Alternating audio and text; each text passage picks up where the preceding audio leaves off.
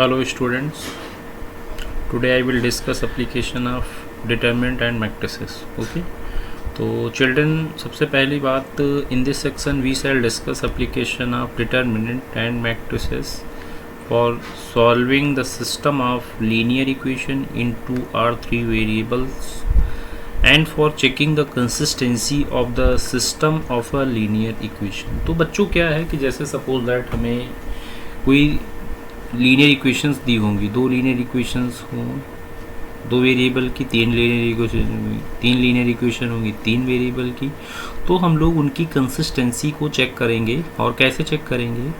तो चिल्ड्रन सबसे पहली चीज़ क्या है कि कंसिस्टेंट सिस्टम क्या होता है. तो a system of a equation is said to be consistent if its solution one or more. मतलब कहने का ये हो गया कि कोई भी सिस्टम आपका कंसिस्टेंस तब होगा जब उसका क्या होगा, सॉल्यूशन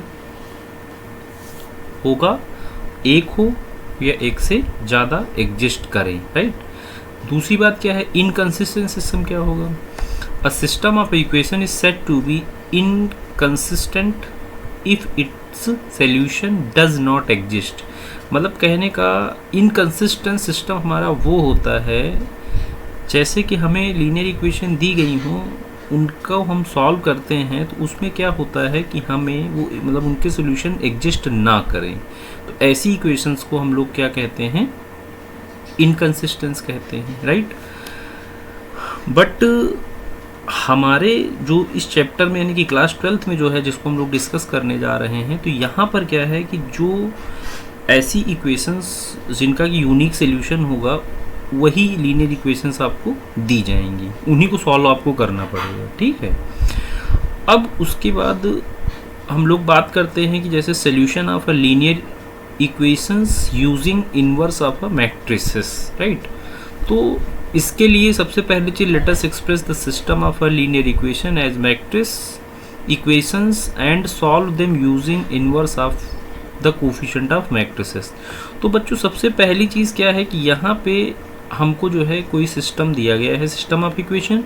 जैसे कि इक्वेशन हमारे पास क्या है, a1x है प्लस b1y है plus c1z is equal to d1 है. दूसरा हमारा क्या है, a2x plus b2y plus c2z is equal to d2 है. तीसरी इक्वेशन हमारी क्या है, a3x plus b3y plus c3z is equal to d3 है. तो बेटा सबसे पहली चीज़ हम लोग क्या करेंगे, ये जो भी हमारी थ्री इक्वेशंस हैं, इन इक्वेशंस को हम लोग जो है लिख लेंगे. System of equation can be written in matrix form. तो मैट्रिक्स फॉर्म में हमारा क्या होगा, x का कोफिशिएंट a1, y का कोफिशिएंट b1, z का कोफिशिएंट c1 पहली इक्वेशन से, और दूसरी से x का कोफिशिएंट a2, y का b2, z का आपका c2 हो जाएगा. तीसरी इक्वेशन की हम लोग बात करते हैं तो ये हमारा a3 और ये हमारा b3 और ये हमारा c3 हो जाएगा, ठीक. और जो हमारे कांस्टेंट थे x y z, मतलब जो हमारे वेरिएबल थे x y z, उनको हम लोग यहाँ पे रख लेते हैं. फिर दिस विल बी इक्वल में जो वहाँ पे d1 d2 d3 था उसे हम लोग इस मैट्रिक्स में रख लेते हैं. तो बेटा ये जो चीज़ हमने ली है, अब हम इसको क्या करेंगे, इसको लेट कर लेंगे. Then the system of equation can be written ax is equal to b type से हम इसको लेट कर लेंगे. अच्छा, इतना लेट करने के बाद अब हम लोग यहाँ पे बताएंगे वेयर a की वैल्यू क्या है, a1 b1 c1, a2 b2 c2 and आपका a3 b3 c3 एंड आपका x क्या है बेटा, x हमारा जो है वो x y z है और b जो हमारा होगा वो d1 d2 d3 होगा. तो इस तरीके से आपने देखा कि इन इक्वेशंस को आपने मैट्रिक्स के फॉर्म में लिखा. आफ्टर दिस अब आपको क्या करना है, अब आपको ये देखना है इसमें से केस 1 आपका आता है सबसे पहले, कि केस 1 हमारा क्या है कि if a is non singular matrix then its inverse exist. अगर a हमारा नॉन सिंगुलर मैट्रिक्स होगा, नॉन सिंगुलर समझते हैं ना आप, नॉन सिंगुलर का मतलब क्या हो गया कि अगर उसका डिटरमिनेंट नॉट इक्वल टू 0 होगा तो उसे हम लोग नॉन सिंगुलर बोलते हैं, राइट. तो अगर वो नॉन सिंगुलर होगा तभी उसका इनवर्स एग्जिस्ट करेगा. तो कहने का मतलब अब हम इसके लिए ax is equal to b हमारे पास में था, अब हम इसको क्या करेंगे, pre multiplying by a inverse कराते हैं. तो pre multiplying by a inverse कराने से हमारा क्या आ जाएगा, a inverse a times x is equal to a inverse b हो जाएगा, राइट.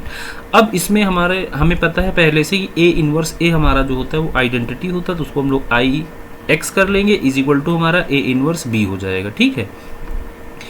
अब उसके बाद हमें ये भी पता है कि अगर हम किसी मैट्रिक्स को आई से मल्टीप्लाई करते हैं तो हमारा वही मैट्रिक्स सेम रहता है, तो ये हमारा हो गया।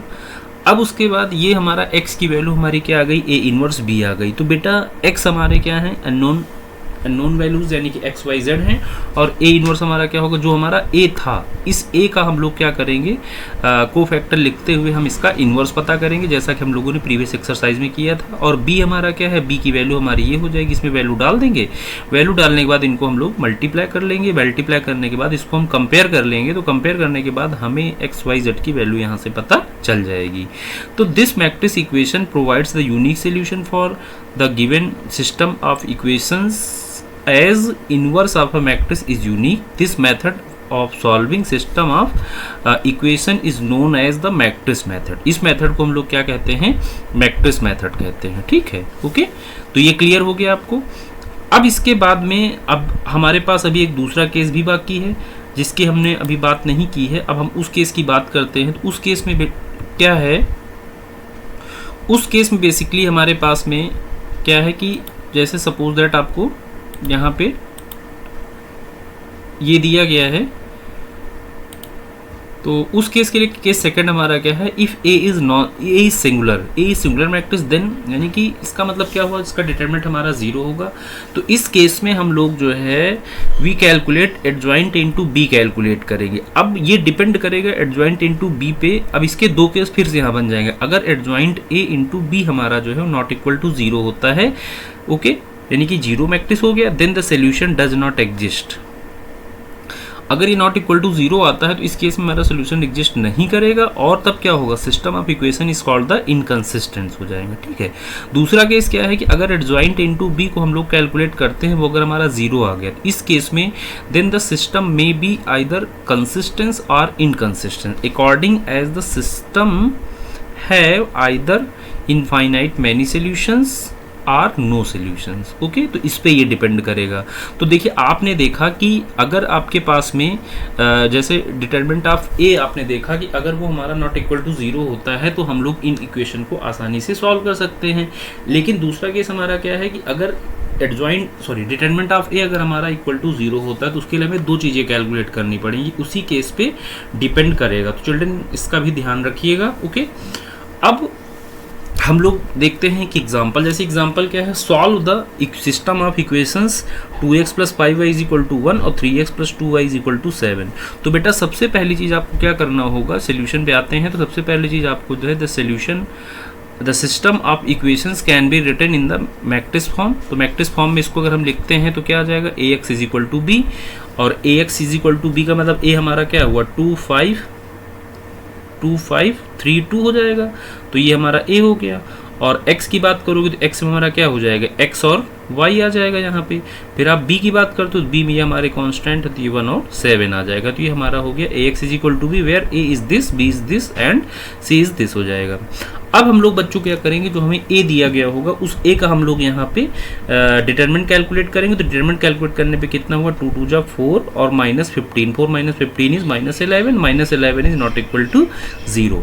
तो इससे ये पता चल गया, hence a is non singular matrix and so has a unique solution. यानी अगर ये हमारा नॉन सिंगुलर मैट्रिक्स है और इसका क्या होगा, यूनिक सोल्यूशन हो जाएगा। ठीक, तो बेटा अब इसके बाद आपको क्या करना है, नोट दैट, इसके लिए अब आपको ए इनवर्स पता करना है। तो ए इनवर्स के लिए देखिए आपके पास में तरीका है।